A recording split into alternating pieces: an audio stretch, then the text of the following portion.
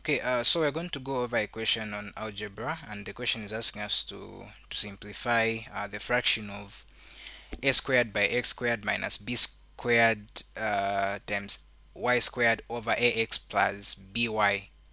All right. So looking at the nature of the question, looking at the numerator, the way it has been arranged, okay, it's very important that we understand the difference between these 2 points. Okay.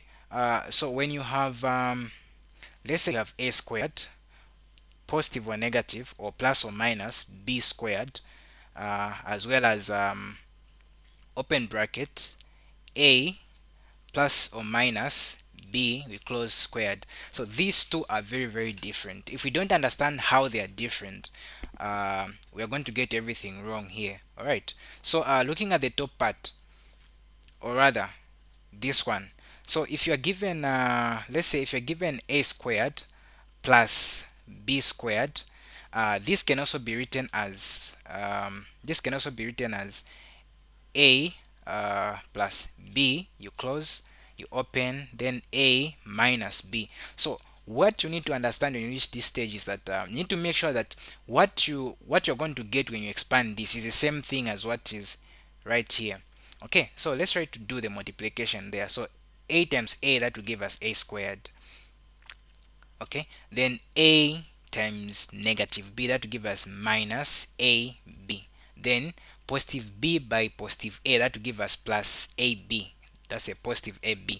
Then positive b multiplied by negative b, that will give us negative b squared. All right, so here these two, they are going to cancel, they are going to subtract each other. That will be a squared minus b squared. We still get what we have here.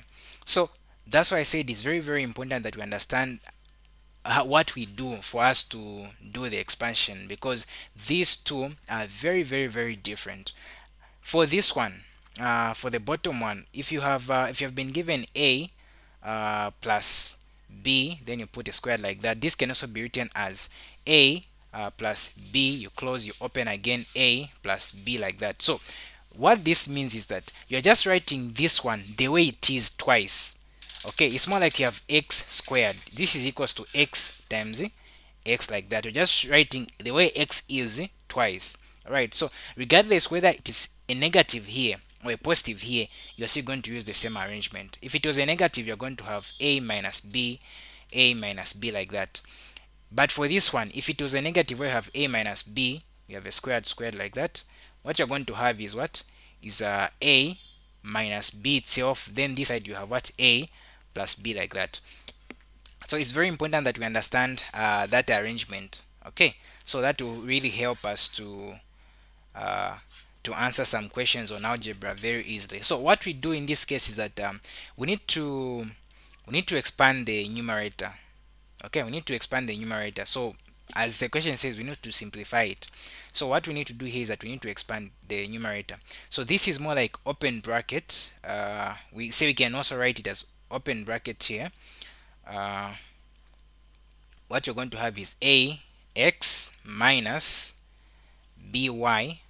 We close, we open again, ax plus by. And I guarantee you, if we expand this, what you're going to get is what is that one there.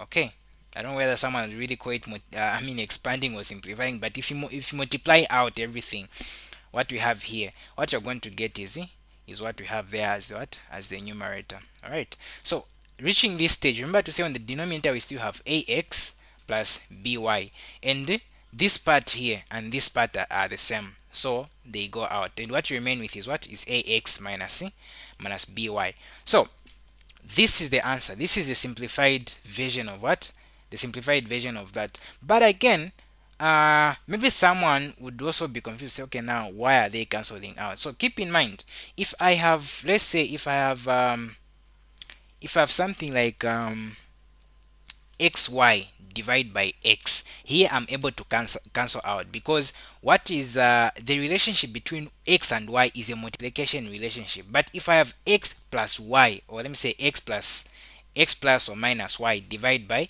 x or y, anything that you have on the denominator there, you can't cancel out, because this one can be written as x over x positive or negative y over x. So if you just cancel like this, that is 100% wrong. That is, would call that a mathematical sin in this case.